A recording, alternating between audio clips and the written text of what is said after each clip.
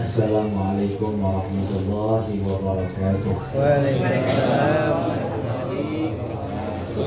Alhamdulillahirabbil alamin wa bihi nasta'inu ala umuri dunya waddin. Wassalatu wassalamu ala asyrofil anbiya'i wal mursalin sayyidina wa maulana Muhammadin sallallahu alaihi wasallam wa ala alihi wa ashabihi ajma'in. Amma ba'du.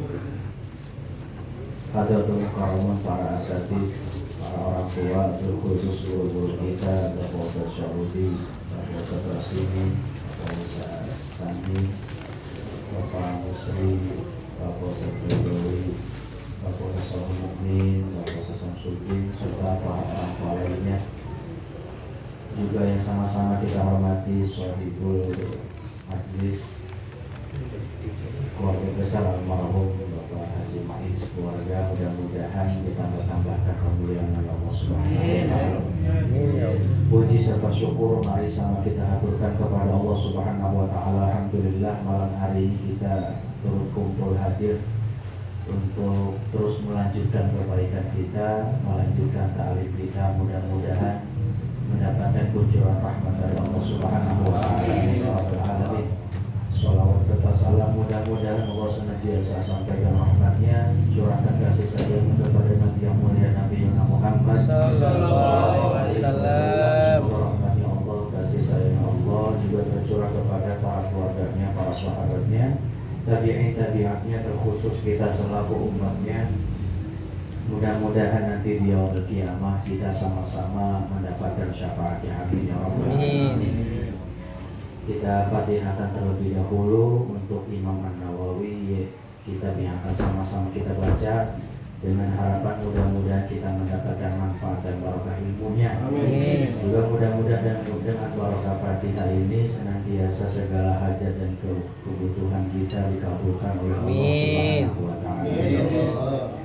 Al-Fatihah qabul wa ila hadratir Rasul wa tamami kulli surah Mustafa akhir Rasul wa hadratin Nabi Mustafa Rasulullah Muhammad sallallahu alaihi wasallam wa ala alihi wa ashabihi wa zawjihi wa dhurriyyatihi wa ahli baitihi wa jami'i sahabati ajma'in wa jami'i awliya'i wal amri wa syuhada'i wa shalihin khususan hadratis sultan awliya'i wa baghdadi syama'ina wa qadri jilani wa ila hadrati Sayyidi Abi Hamid Muhammad bin Muhammad al-Ghazali al-Tusi wa hadrati Sayyidina An-Nawawi al-Dimashqi ولحضرة معلمنا ومشايخنا أينما كانوا أن الله يرزقهم بالجنة ويعيد عليهم من بركاتهم وعلومهم وأسرار الدين والدنيا والآخرة. الفاتحة. أعوذ بالله من الشيطان الرجيم. بسم الله الرحمن الرحيم. إياك نعبد وإياك نستعين صراط المستقيم صراط الذين أنعمت عليهم غير المغضوب عليهم ولا الضالين. Bismillahirrahmanirrahim. Qala musannif rahimahullah ta'ala wa nafa'na bihi wa bi ulumihi wa barakatihi amin ya rabbal alamin. Al-munkaratu wal bid'ah.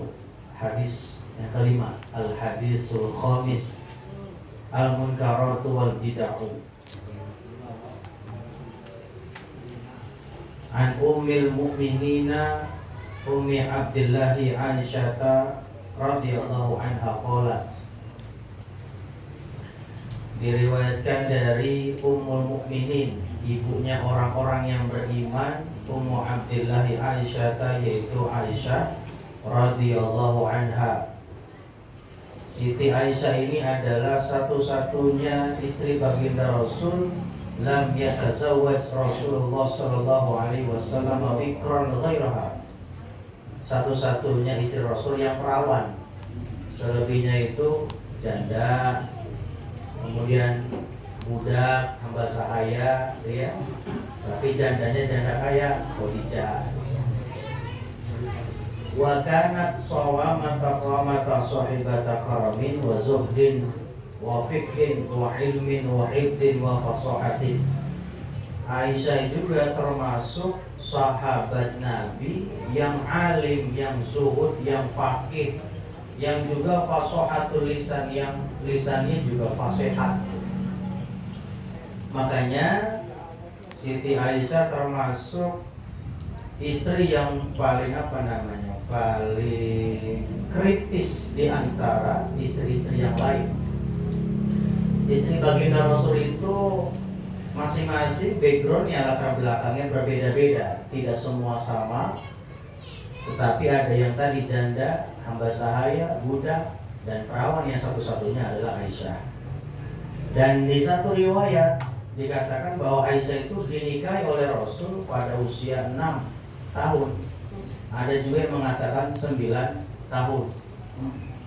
Makanya Rasul kala itu dituding sebagai pedofilia, anak yang orang yang suka anak kecil gitu.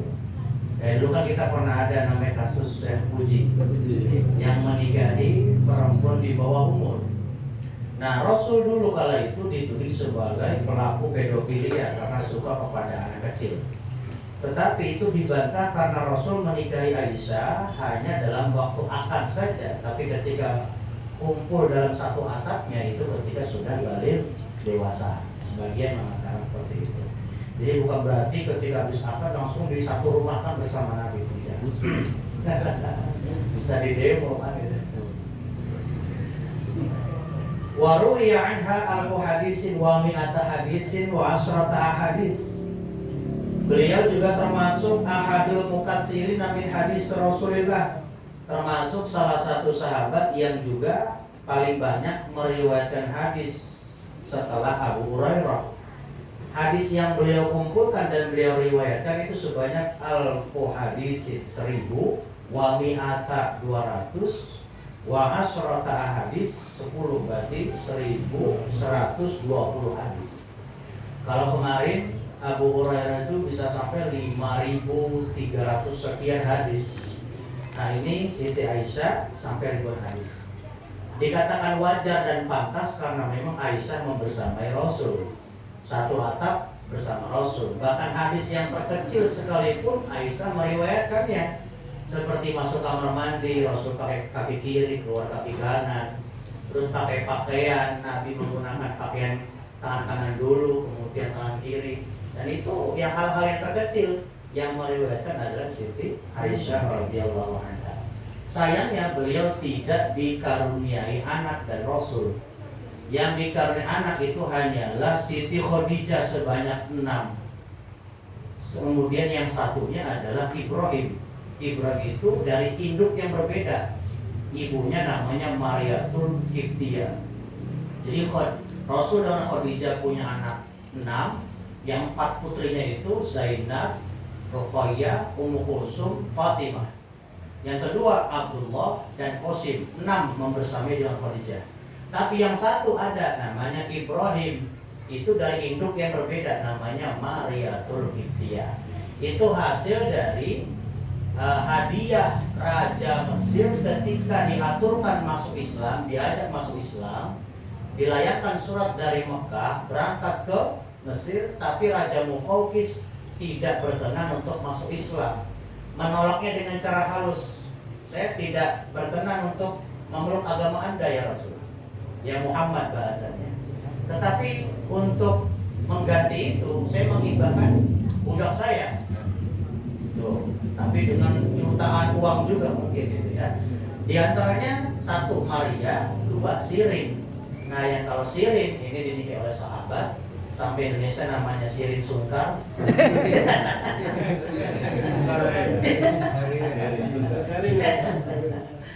Yang kedua adalah Maria. Nah Maria ini dinikahi oleh baginda Rasul. Nah Maria ini berarti kan blasteran, dia Mesir tulen, bermata biru, rambutnya pirang, gitu ya. Jadi ya blaster Rasul dengan Maria. Berarti Ibrahim ini blasteran antara Arab dengan Mesir, Afrika Utara.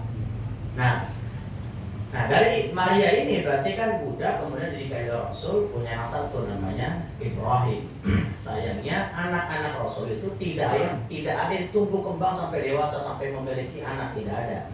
Itu karena hikmahnya dalam kitab Rahibul Maktum itu yang orang India, Syekh Mubarak Furi, beliau mengatakan bahwa hikmahnya di mana anak-anak Rasul tidak tumbuh dewasa, yang lakinya khususnya Ibrahim, Abdullah, Qasim, itu karena supaya tidak mewarisi kenabian. Karena kalau ini laki tumbuh kembang dewasa, punya istri, punya anak, itu nanti khawatir disembah-sembah oleh pengikut dan setelahnya. Oh ini anak Nabi nih benar, menitiskan darah Nabi, betul, karena laki-laki. Makanya laki-laki itu kan gennya sangat kuat. Hanya saja skenario-nya berbeda. Yang menemani Nabi sampai wafat adalah Fatimah Zahra, yang kemudian dengan Sayyidina Ali bin Abi Thalib. Nah itu ya. Jadi Maria Lubida itu sampai satu riwayat Aisyah itu pernah cemburu dengan kecantikannya Maria Lubida. Karena tadi bermata biru, rambut pirang, tadi bule lah katanya. Kalau di sini biasa hitam-hitam Jawa manis gitu ya. Kalian bule, sima gitu ya. Gitu. Punya anak lagi, dikaruniai anak namanya Ibrahim. Sedangkan dari Aisyah tidak dikasih anak. Jadi akhirnya cemburu sosial kan besar gitu. Udah perawan gitu ya. Komplain mulu pokoknya. Nah, beliau dalam suatu riwayatnya mengatakan, qala Rasulullah sallallahu alaihi wasallam, man ahdasa, siapa orang ahdasa yang mengada-ngada fi amrina, dalam urusan kami. Urusan kami ini maksud dalam agama kami. Ma laisa minhu, yang tidak ada dasar dari agama itu, fa huwa raddun, maka tertolak. Artinya sesuatu yang diada-adakan atau mengada-ngadakan sesuatu yang tidak ada dasarnya, itu amalnya tertolak. Hadisnya, syarah hadisnya di sini dijelaskan oleh Imam An-Nawawi, fihi dalilun ala annal ibadati, bahwa ini sebagai bentuk dalil bahwa segala perkara hal ibadah, minal husli, diantaranya perkara mandi, wal wudu'i, perkara wudu, wasaumi, puasa, wasolati, dan sholat, idza fa'alta ala khilafi syar'i, apabila kamu melakukan kemudian khilafi syar'i, membelot ataupun menyalahi kepada syariat, takunu mardudatan, itu amalannya tertolak. Wudu rukunnya 6, dia pakai 5, tertolak.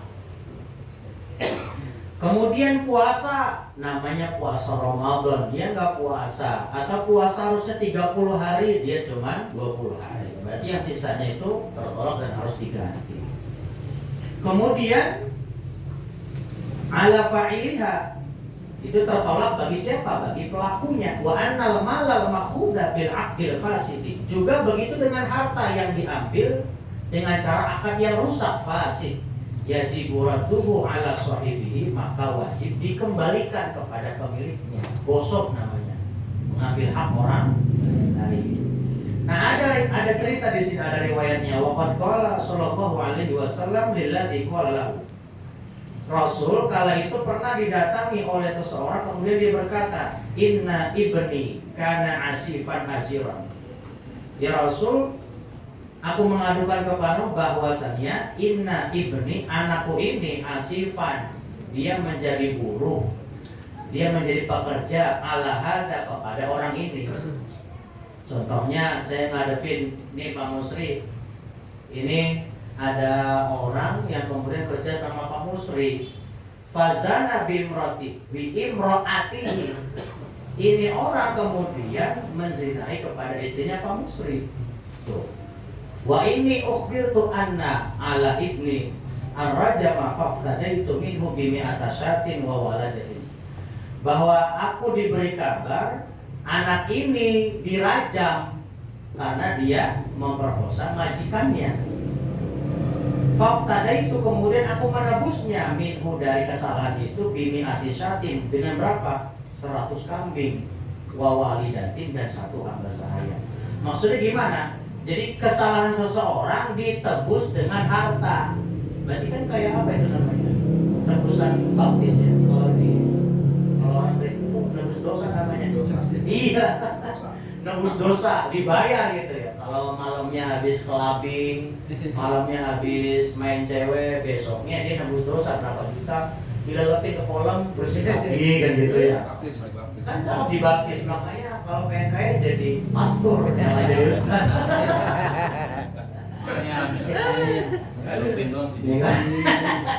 Lalu pindah seminggu sekali. Ya, jadi Jumat khutbah Jumat ya gitu ya. Sabtu nanti jadi rahib Yahudi, Minggu jadi pastor gitu.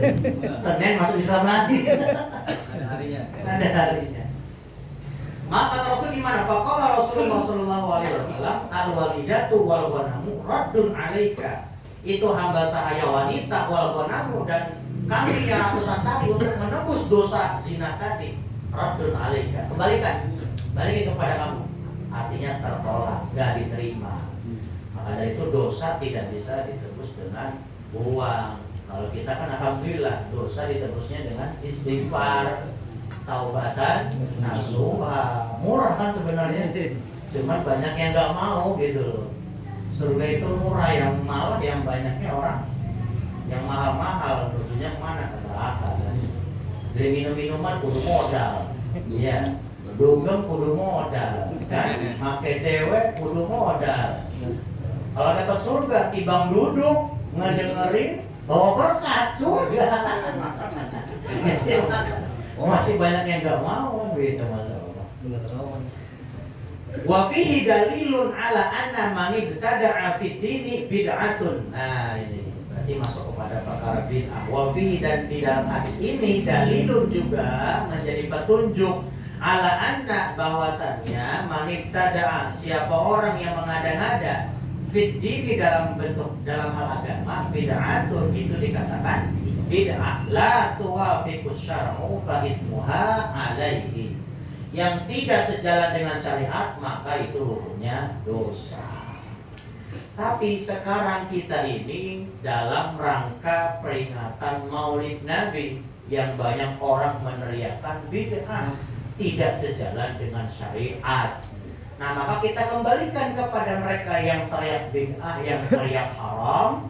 Kembalikan kepada mereka, selagi tidak ada dalil pelarangan keharamannya, maka kita masih boleh untuk melakukannya. Jadi bukan hanya karena Nabi nggak pernah melakukan kemudian dilarang. Padahal banyak kasus-kasusnya di mana Rasul nggak pernah melakukan, sahabat yang melakukan, tapi itu jadi sandaran ibadah. Contoh sholat sunnah wudhu. Ada sahabat yang habis wudu, dia sholat sunnah. Rasul gak pernah ngajarin, gak pernah praktekin. Kelihatan sama Rasul, lu ngapain?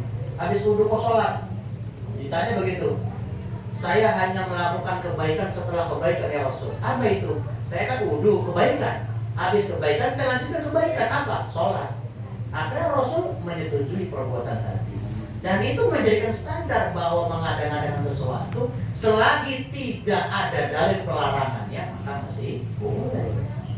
Makanya Maulid Nabi kan sejalan nggak dengan agama? Sejalan. Di dalamnya ada apa? Baca Quran, ada sedekahan, dibacakan cerita lahirnya Nabi sampai besar dan wafatnya. Kecuali Maulidnya isinya saweran, dangdutan, baru itu bid'ah bulalan gitu. Kalau di dalamnya isinya baca Quran ya, kemudian sedekahan makanan, itu Masya Allah banyak orang kok yang nggak melek ke sana gitu. Padahal kalau kita ambil sedekahan, kan ada hadisnya, as-shadaqatu tadfa'ul bala. Sedekah yang kamu keluarkan akan mencegah dari mara bahaya musibah. Baca Quran di dalam Maulid Nabi juga ada, iqra'ul Quran fa innahu ya'ti yaumal qiyamati syafi'an li ashabihi. Baca itu Al-Quran, karena kelak itu Al-Quran akan menjadi penolong bagi yang membaca dan mengamalkannya.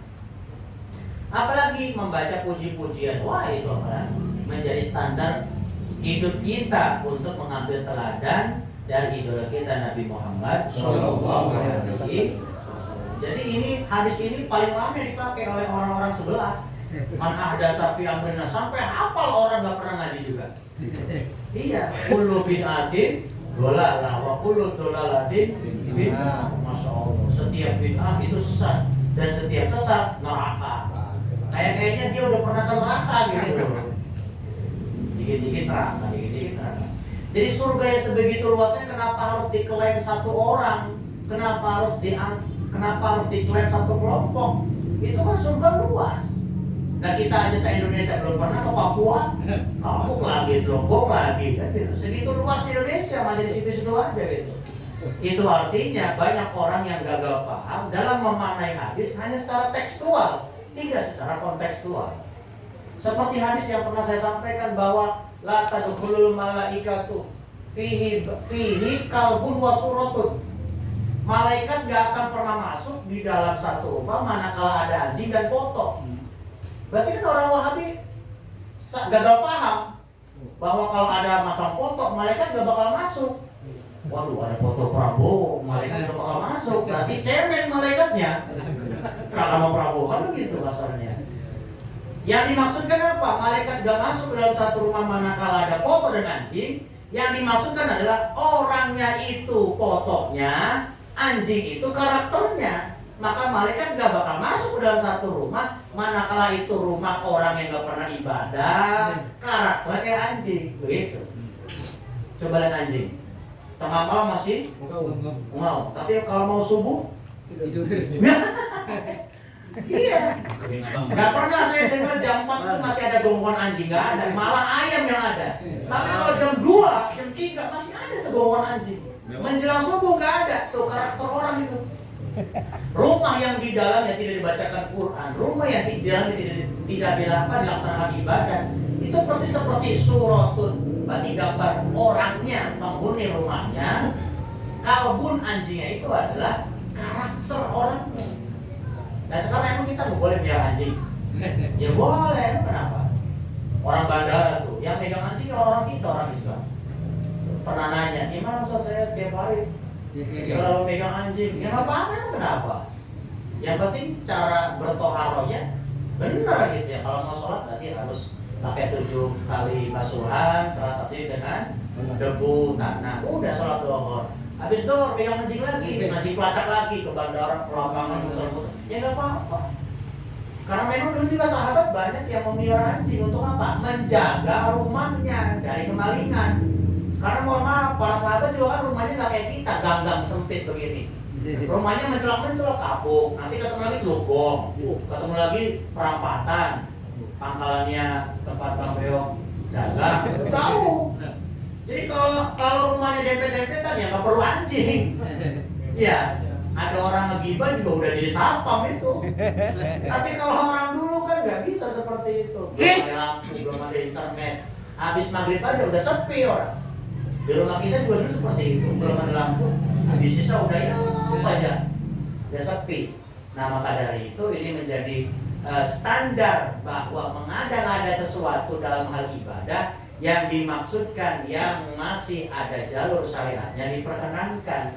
Selagi belum ada dalil pelarangannya, maka kita masih boleh melakukannya, gitu ya. Mudah-mudahan ada manfaatnya hadis yang singkat ini, bahwa dengan hadis yang singkat jangan sampai kita dikit-dikit bid'ah gitu ya. Bid'ah kok dikit gitu, sekali ada banyak. Mudah-mudahan ada manfaatnya dan kita terus diberikan sehat, banyak umur, istiqomah, serta anak-anak kita jadi anak-anak yang soleh-soleh. Terima kasih. Assalamualaikum warahmatullahi wabarakatuh.